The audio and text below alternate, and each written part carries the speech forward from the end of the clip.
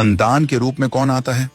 पूर्व जन्म के कर्मों से ही हमें इस जन्म में माता पिता, भाई बहन, पति पत्नी, प्रेमिका, मित्र शत्रु, सगे संबंधी इत्यादि संसार के जितने भी रिश्ते नाते हैं सब मिलते हैं, क्योंकि इन सब को हमें या तो कुछ देना होता है या इनसे कुछ लेना होता है।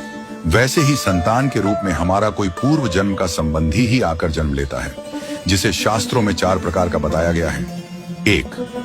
अरणानुबंध पुत्र। पूर्व जन्म का कोई ऐसा जीव जिससे आपने ऋण लिया हो या उसका किसी भी प्रकार से धन नष्ट किया हो, वह आपके घर में संतान बनकर जन्म लेगा। वह अपना धन बीमारी में या व्यर्थ के कार्यों में तब तक नष्ट करेगा जब तक उसका पूरा हिसाब न हो जाए। 2. शत्रुपुत्र। पूर्व जन्म का कोई दुश्मन आपसे बदला लेने के लिए आपके घर में संतान बनकर आएगा। बड़ा होने पर वह माता पिता से मारपीट, झगड़ा करेगा या उन्हें सारी जिंदगी किसी न किसी प्रकार से सताता ही रहेगा।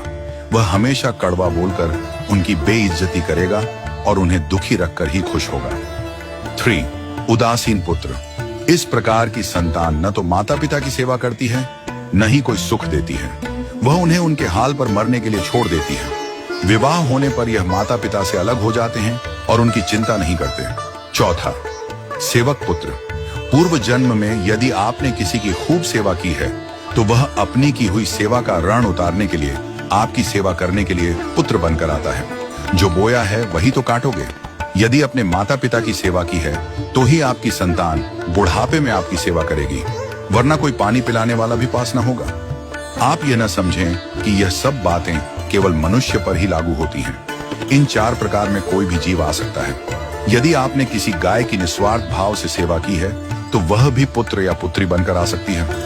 यदि आपने गाय को स्वार्थवश पालकर उसके दूध देना बंद करने के पश्चात उसे घर से निकाल दिया हो तो वह ऋणानुबंध पुत्र या पुत्री बनकर जन्म लेगी। यदि आपने किसी निर्दोष जीव को सताया है तो वह आपके जीवन में शत्रु बनकर आएगा।